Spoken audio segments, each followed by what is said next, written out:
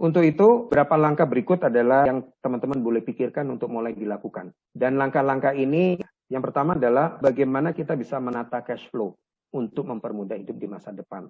Cash flow berkenaan dengan pemasukan dan pengeluaran.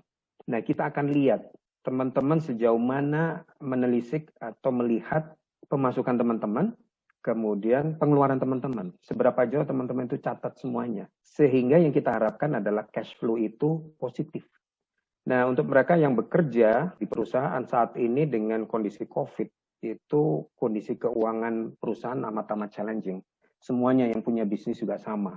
Jadi mereka hampir dikatakan cash flow-nya amat sangat minim saat ini, tetapi expense-nya untuk sewa ruang, sewa facilities, dan sebagainya itu terus keluar. Sehingga tidak balance antara pemasukan dan pengeluaran. Sama, ya di keuangan kita juga kita harus lihat antara dua hal itu.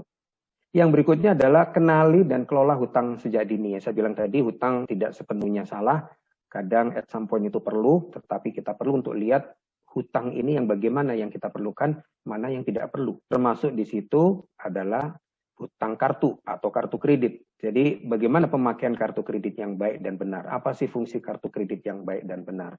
Apakah kita sudah melihat manfaat yang ada di kartu kredit itu? Karena believe me, kartu kredit itu banyak sekali memberikan manfaat yang tadi saya bilang, ya, yang bisa saja mendukung pencapaian kebutuhan keuangan teman-teman semua. Nah, karena itu kenali dan kelola hutang sejak dini. Setelah cash flow lancar, ya, kemudian kita bisa mengelola hutang kita dengan baik, maka berikutnya adalah kita harus membentuk aset.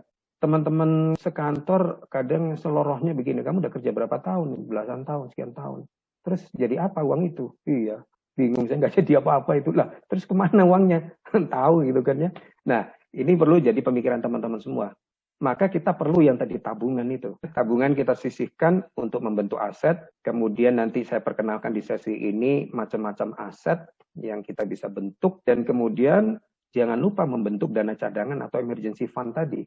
Tabungan tadi kita bentuk emergency fund. Berapa butuhnya yang kita perlukan untuk ditabung gitu.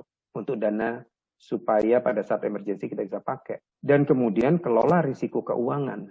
Nah, yang saya maksud kelola risiko keuangan, dan ini adalah simply kita bicara mengenai asuransi. Sering mungkin teman-teman ditawarin asuransi, tapi karena mungkin kita tidak dapat pemahaman yang penuh tentang asuransi, kita alergi, akhirnya kita tolak dan sebagainya.